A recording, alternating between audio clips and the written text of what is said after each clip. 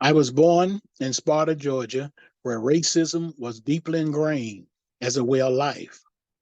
All city and county facilities were controlled by whites.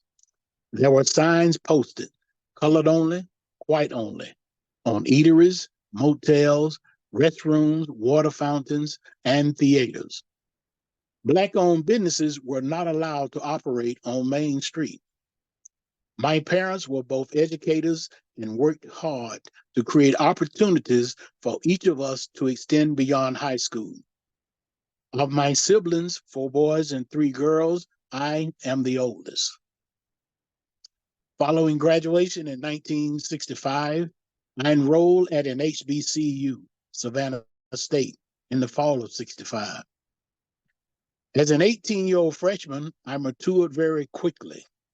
No one was there to hold my hand, making sure I was taking care of my business, attending classes, preparing for assignments and tests, getting to the dining hall for meals, and doing laundry, including other activities that made the college experience. Being the first to enter college, failure was not an option. After graduating in December 1969 with a BS in math education, I returned home to begin a career as a high school math teacher. Although the Civil Rights Act was passed in 1964, the local school system remained segregated. The system was still controlled by a majority white board and superintendent. Fall of 1972 proved to be a flashpoint. During teacher orientation, the superintendent and board were presented with a list of grievances from Black teachers that we felt needed addressing. Number one, eliminating the 2-week shutdown where the Black schools would open, then close so that Black children could harvest cotton crops and then reopen.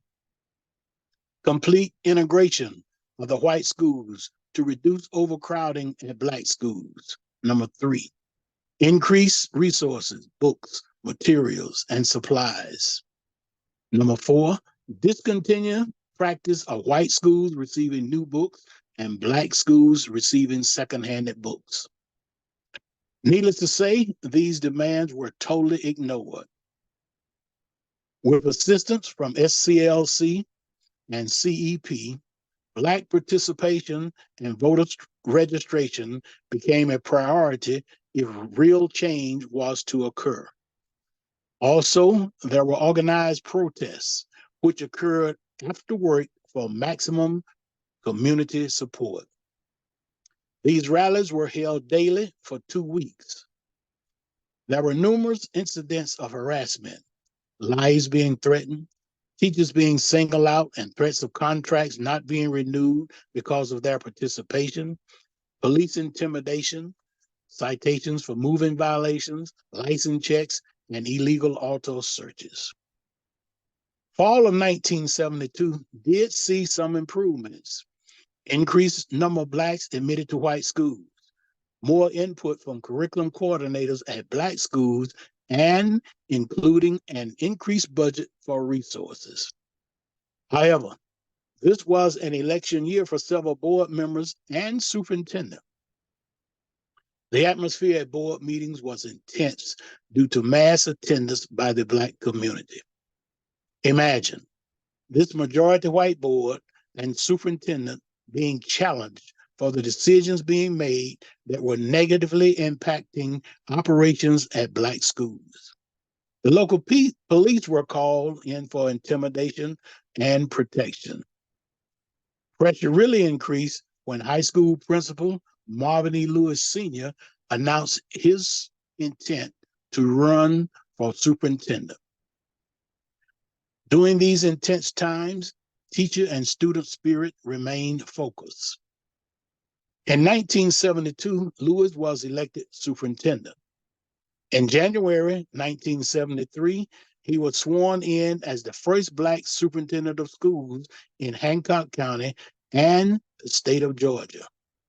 Also, 2 Black leaders were elected as board members. As I reflect back, the mentoring by the veteran teachers, making sure that our goals remain focused, the harassment and pressure to succeed was well rewarded. The Black community finally had a voice in how the school system would operate for all students and citizens.